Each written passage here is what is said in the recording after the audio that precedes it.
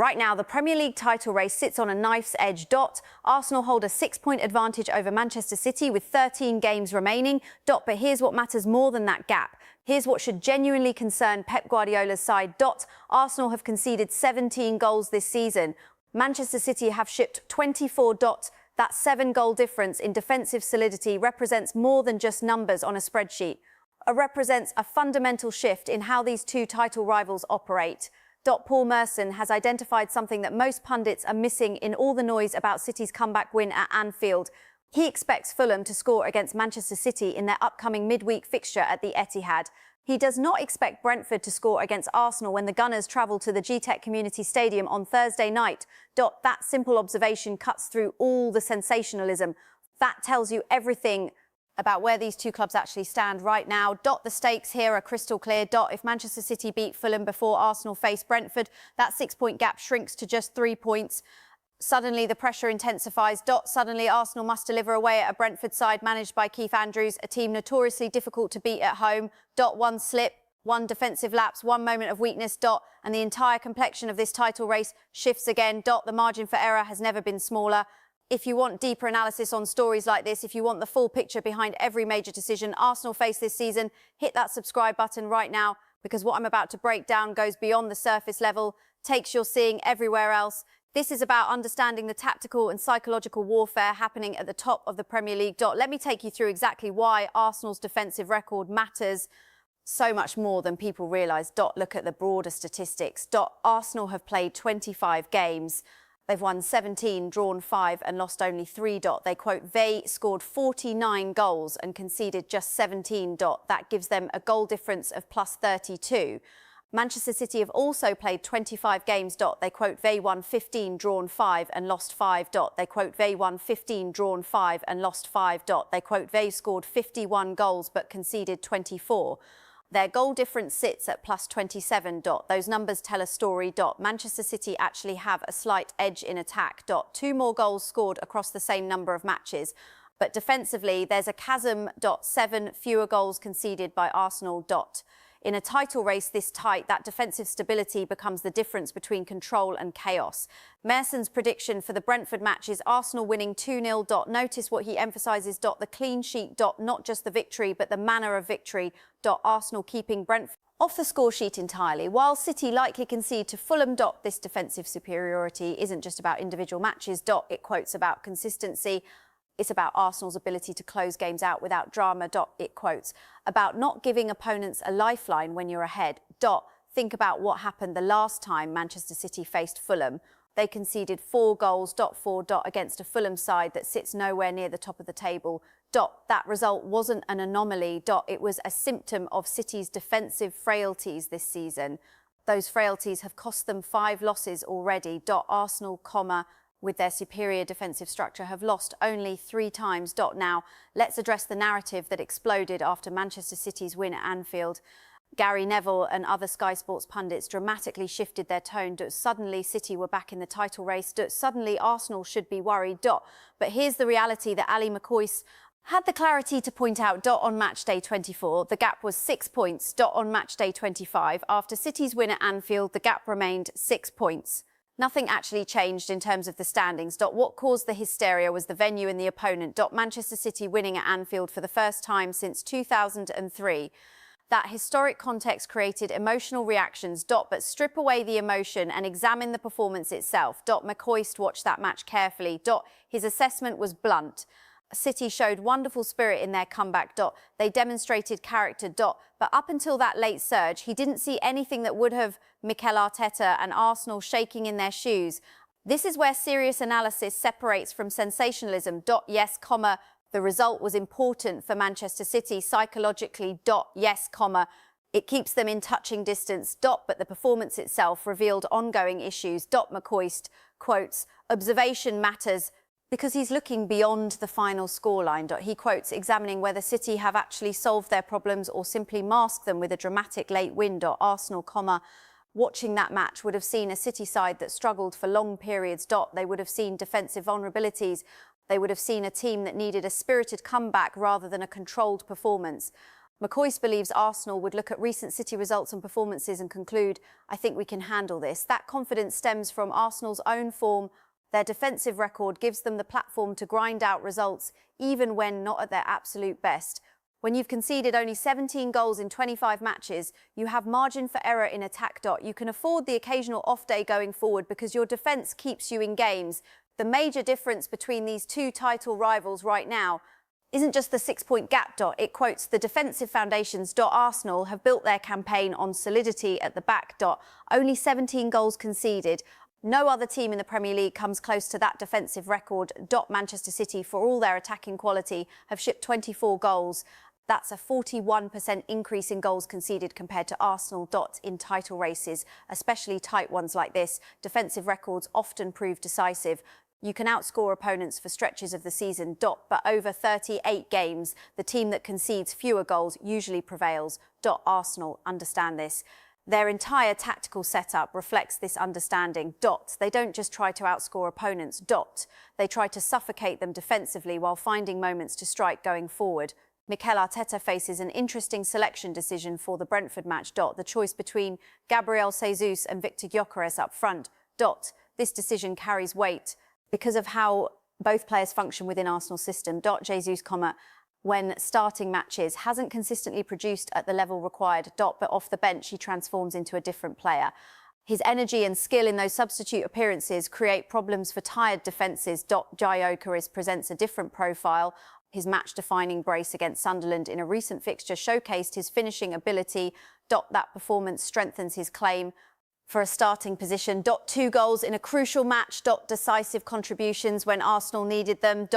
That quotes exactly what a title-challenging team requires from their striker. The strategic consideration goes beyond individual quality.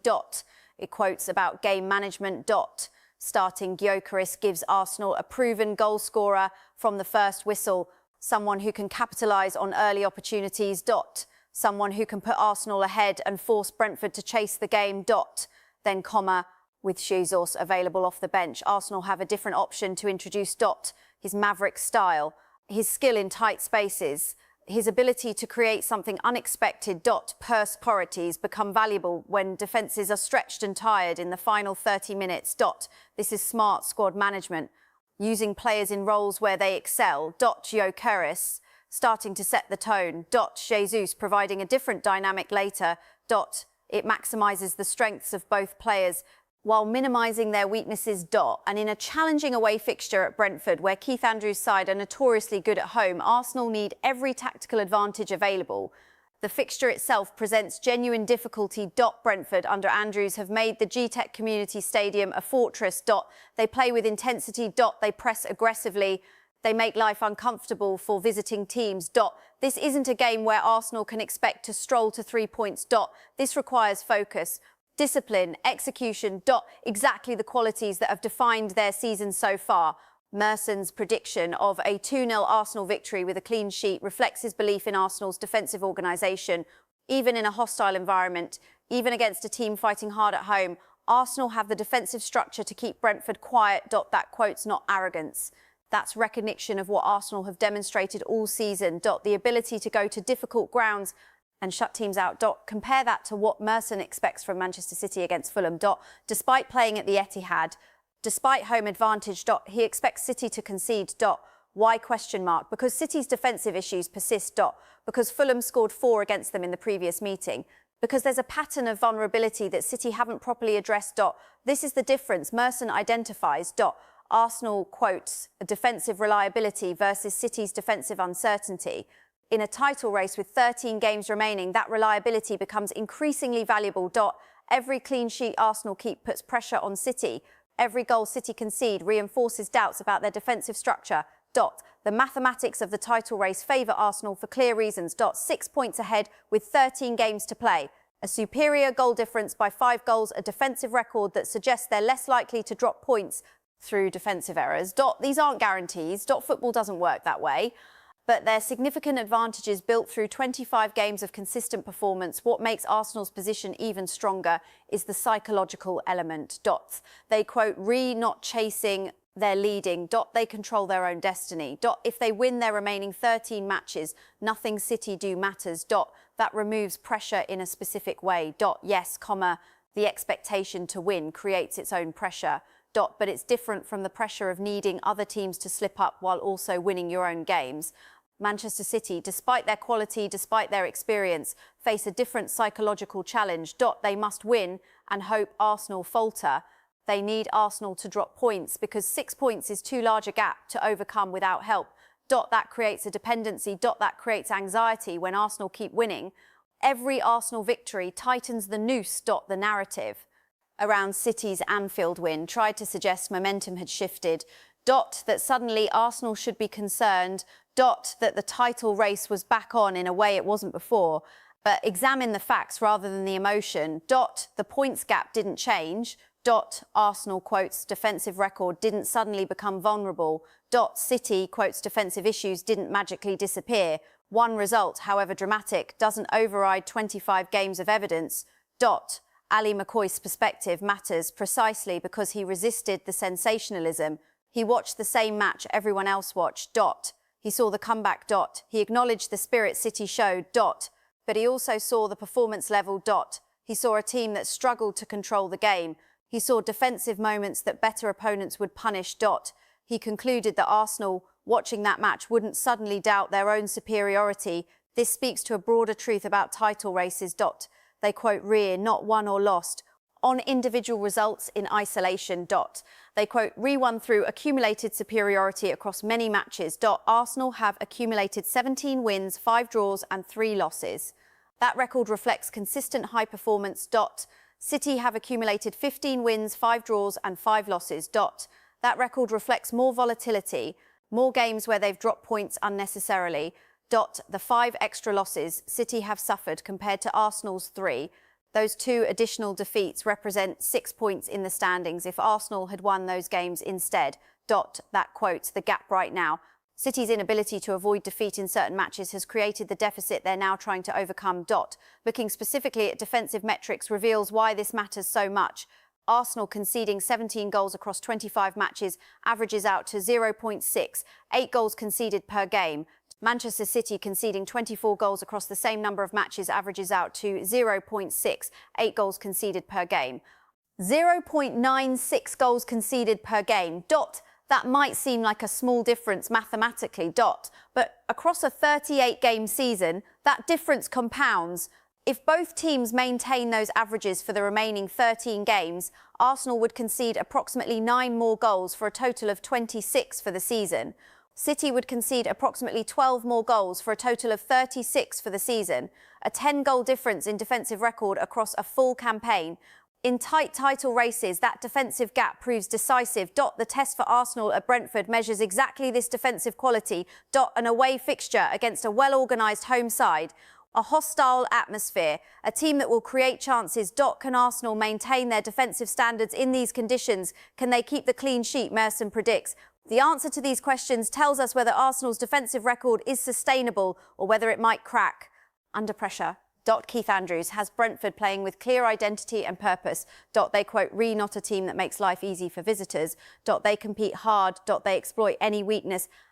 Arsenal's defence had vulnerabilities. Brentford would find them. This is exactly the kind of test that validates whether a team is genuinely title quality or just experiencing a good run of form. Arsenal's ability to navigate these tests all season is why they sit top of the table. It quotes, not just beating the teams you should beat at home.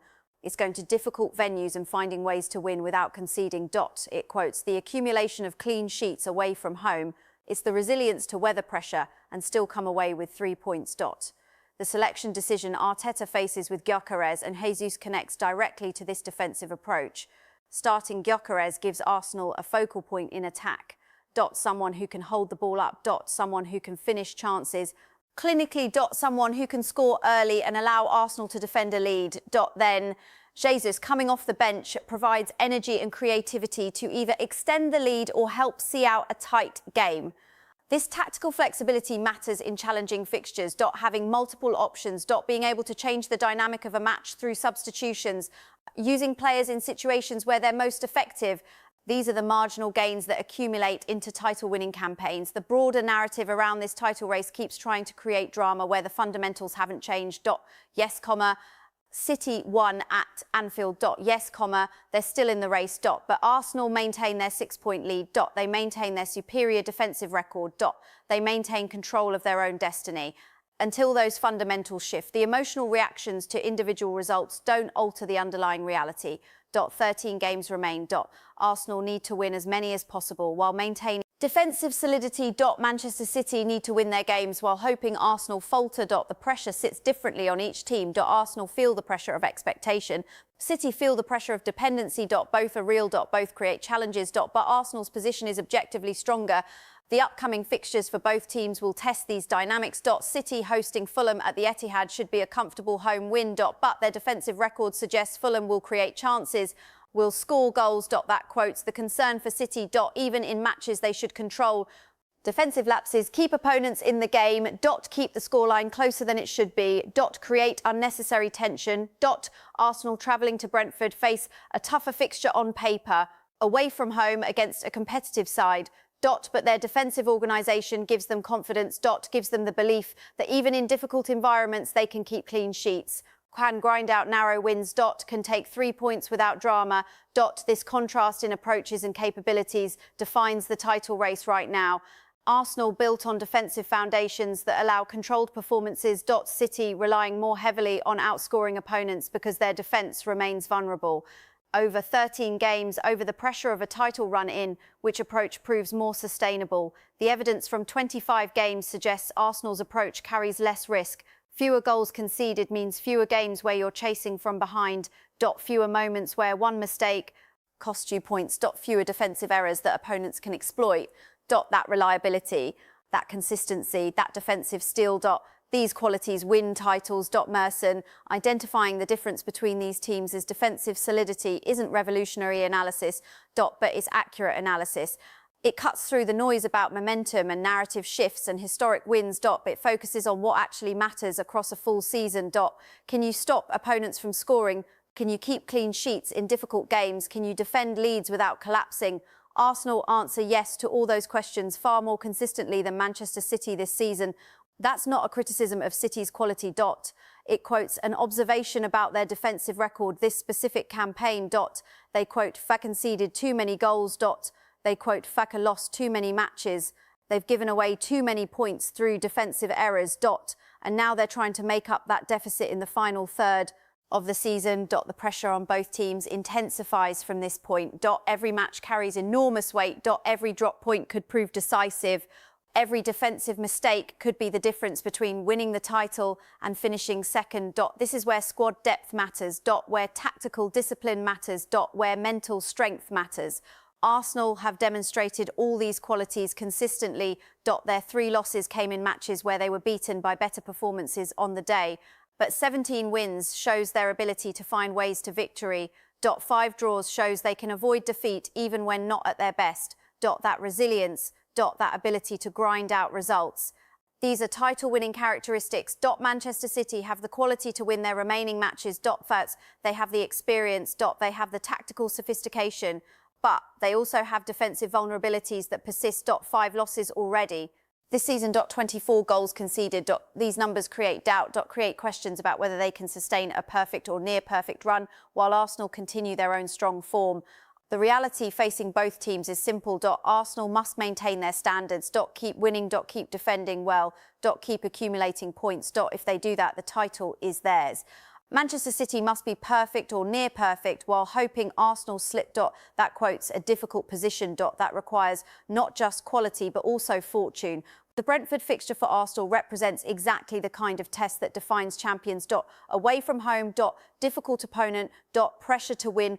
Can they deliver? Can they keep the clean sheet? Can they take 3 points and maintain their advantage? The answers to these questions in the next few hours will tell us so much about Arsenal's title credentials. This is where we find out if Arsenal are genuine champions or pretenders. If their defensive record holds under maximum pressure. If their attacking players deliver when it matters most. If Arteta's tactical decisions prove correct. 13 games to go. 6 points clear. Superior defensive record. The advantage is Arsenal, quotes. Now they must prove they deserve it.